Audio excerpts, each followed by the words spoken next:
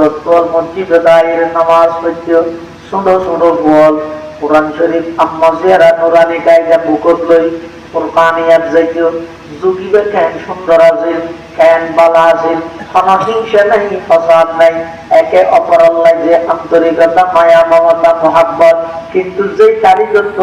বেঈমান কাফের হলে মুসলমানের ঘরে ঘরে হাতে হাতে এই এবার যেই তারিখত আতত ঢুকাই দিয়ে এই তারিখত দিনের 11টার আগে কোনো গিয়ার ঘরের দরজা খুলে ঠিক বুঝিস হবে ঠিক ঠিক ঠিক বুঝাবো হুরুবু নলে এটা হলো বেঈমানের রায়ের মানা গিয়ে না ও বরগুনার মানুষ খবরদার খালি একদম হলিকে মুসলমান না হই না বেঈমান হলে না হয় কোন হিন্দু রায়ের হই না হে মুসলমানের সন্তানেরা আগামীকাল থেকে কেউ বোরকা নিয়ে যাবে না হয় কেন বন্ধু রাতের 1টা 2টা পর্যন্ত মা বাপ দুজন রাতে মোবাইলে ব্যস্ত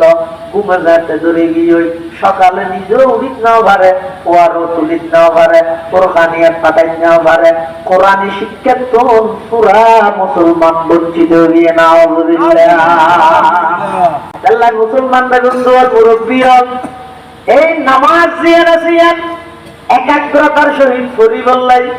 শীর্ঘ পদ্ধতি তুমি অনব পদ্ধতি অবলম্বন করো 1 নম্বর আনতা বুদাল্লাহ কাআন্নাকা তারাহু আল্লাহু আকবার ওইরে নামাজের যাতে নিয়ত বাঁধিবে একথা মনে করো অনে নিজে সরাসরি আল্লাহরে দেখুন আয় আল্লাহরে দেন এন মনে করি এর নামাজ করো 2 নম্বর পদ্ধতি فإن لم تكن تراه فإنه يراك অবন্ধা তুই সরাসরি আল্লাহর দেহর একটুর ইমান যদি তোমার তো নয় যায় অন্তত মনের মধ্যে একটু রাখো না আই আল্লাহরে নবে দেখিয়ে গো আল্লাহ তো আর দেহে আর তো দেখছে না আর তো দেখেন অদূর একটু রুটি পারিনি আর আমি মানে জরুরি তাহলে 3 নম্বর আরোগ্য পদ্ধতি ল